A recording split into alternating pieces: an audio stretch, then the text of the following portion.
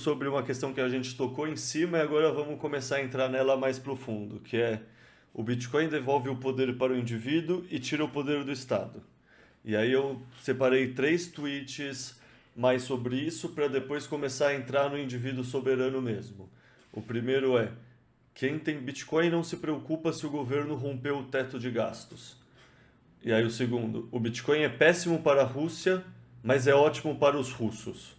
O Bitcoin é péssimo para os Estados Unidos, mas é ótimo para os americanos.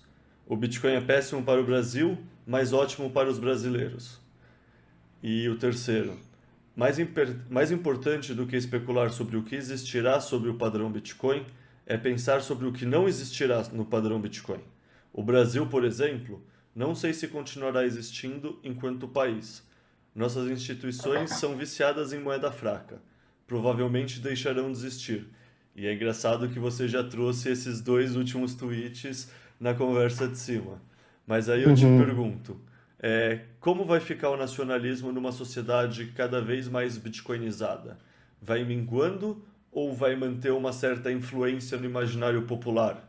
E aí você respondeu por cima também falando que esse espírito de nação e de coesão não precisa um Estado-nação. Você quer Uhum. aprofundar isso? Eu acredito que o Bitcoin ele é localista, né? Ele é individualista e localista, porque o Estado, da forma como está constituído agora, ele é uma forma completamente ineficiente de gerir uma sociedade. Ele é super custoso, por isso que ele precisa se apropriar sempre da riqueza individual. Então fica difícil a gente pensar no que seria uma sociedade com indivíduos ricos e comunidades ricas. Então, e famílias ricas. Seria algo que existia mais ou menos no fim do século XIX, que você tinha uma grande sociedade burguesa, e o Estado era muito menor, muito menor. Então, eu acredito que o Estado ele vai começar a minguar, ele vai perder poder, e a gente vai ter vários tipos de novos, vai ter novos tipos de associação humana, mais racionais até, mais eficientes, porque o Estado, da forma como está hoje, e as empresas vão ser menores.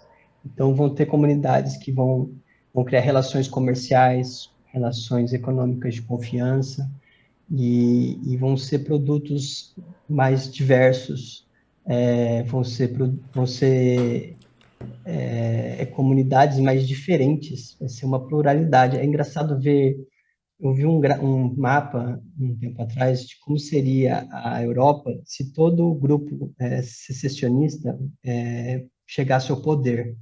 E pareciam feudos, assim, se todo o grupo, por exemplo, os catalães, os bascos, todo grupo que quer se separar do Estado, se eles chegassem ao poder, seria um mapa como se fosse um mundo medieval.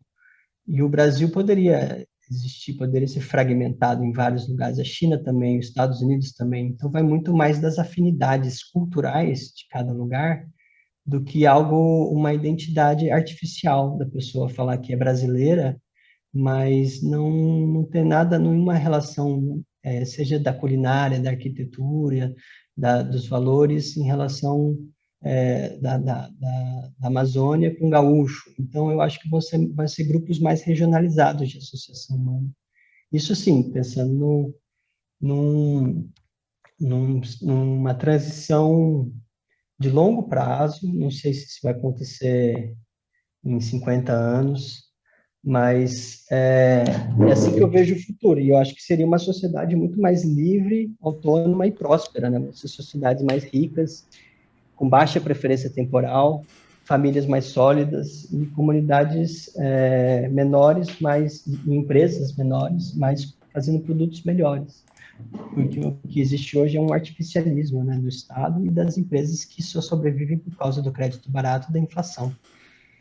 É assim que eu vejo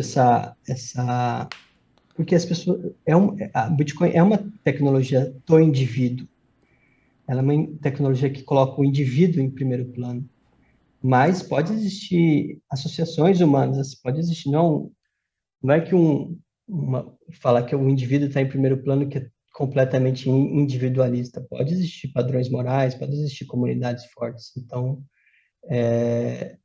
eu acho que vai ser mais ou menos isso.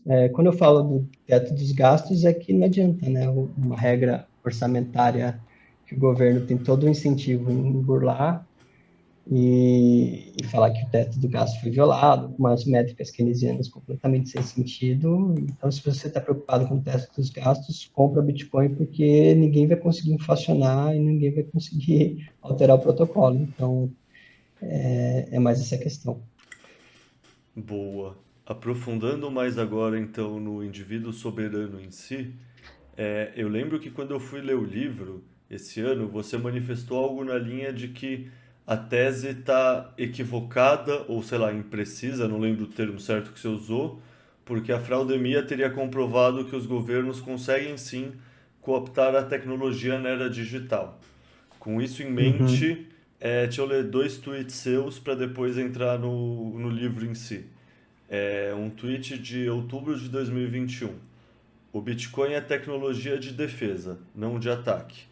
É o governo que ataca nossa liberdade com leis de curso forçado das moedas estatais. O Bitcoin é a moeda da liberdade e da paz. Moeda governamental é a moeda da guerra e da coerção. E um tweet de março de 2021, que o Bitcoin é tecnologia da paz e da prosperidade, porque ao mesmo tempo que diminui os custos de transação, aumentando a cooperação, aumenta os custos da violência. Fio, tipo de poucos, né? Então, Uhum, é. tipo, pensando nessa em todo o livro do indivíduo soberano e essa tese da descentralização dos estados-nações, como você vê isso hoje em dia, sabe, toda a tese do livro, levando em conta o que você aprendeu com a pandemia?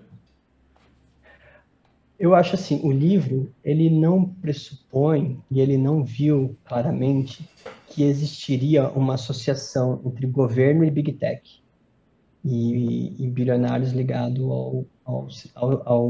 às agências de inteligência americanas e mundiais, né? Então, ele achou que com a criptografia, com uma moeda virtual, o indivíduo ele ficasse muito mais poderoso do que do que o Estado conseguisse dominá-lo ou tirar suas liberdades. Tem gente que tem uma leitura do indivíduo soberano que faz sentido, que é o indivíduo soberano hoje seriam os bilionários, não é a plebe. São aqueles que se associaram ao Estado e conseguiram monopólios. Então, por exemplo, um Mark Zuckerberg, um bilionário, um Bill Gates, eles são indivíduos. Eu não sei se eles sofreram com a pandemia, eles não sei se eles foram humilhados, eles não tiveram seus negócios fechados. Eles teriam se beneficiado com a tecnologia e não chegou à população em geral. Então, é uma tese que eu acho que ela tem que ser vista com, assim, é um livro, assim, muito visionário, né? É incrível como ele viu muita coisa. Mas ele viu, eu acho que ele não viu essa associação nefasta entre tecnologia e governo, porque se nós falarmos que nós estamos vivendo na era em que a tecnologia da informação e a criptografia deu poder ao indivíduo, está muito diferente, está muito distante de nós, assim, de não nós, a população em geral, sermos indivíduos soberanos, né? Só o Bitcoin, mas muita gente não conseguiu escapar de ser vacinado compulsoriamente, de ter mudança, de ter controle, sabe? Depois dos atentados terroristas, ninguém mais viajou sem se sofrer um ritual de humilhação. Então, o indivíduo hoje está muito longe de ser soberano, sabe? Foi da década de 90 para cá até hoje, 30 anos, o que houve não foi um aumento de liberdade tirando o Bitcoin, né? Foi assim, uma completa retirada da liberdade, da privacidade. Então, ele foi um livro que viu muita coisa, mas ele deixou de ver muita coisa, assim, deixou de ver essa associação entre monopólios e monopólios tecnológicos e o governo. Mas, assim, o que eu digo nos outros tweets é verdade. Assim, o Bitcoin, ele é uma tecnologia de defesa, né? Isso eu faço questão de frisar, porque uma das formas que o governo pode tentar atacar o Bitcoin é falando que ele é uma arma, né? Uma arma cyberterrorista. Quem tem arma, assim, ele é uma arma de defesa, mas ele não é de ataque. Quem ataca é o Estado. Ele é uma arma, assim, é um indivíduo se defendendo. Da mesma forma que o habeas corpus é uma arma do indivíduo, da mesma forma que uma arma de fogo é uma arma do indivíduo, ele pode ser usado para ataque, mas pode ser usado para defesa. Mas eu não gostaria que ele fosse usado nesse sentido de uma arma no sentido ofensivo, para falar, nossa, os bitcoinheiros são pessoas perigosas, toma cuidado com eles. Os indivíduos, a sociedade tem que tomar, tem que ter medo do Estado, não é o oposto. Então, ele é uma arma da paz e da liberdade, da cooperação. Então, não tem nada a ver com uma arma que é a própria moeda governamental. Boa.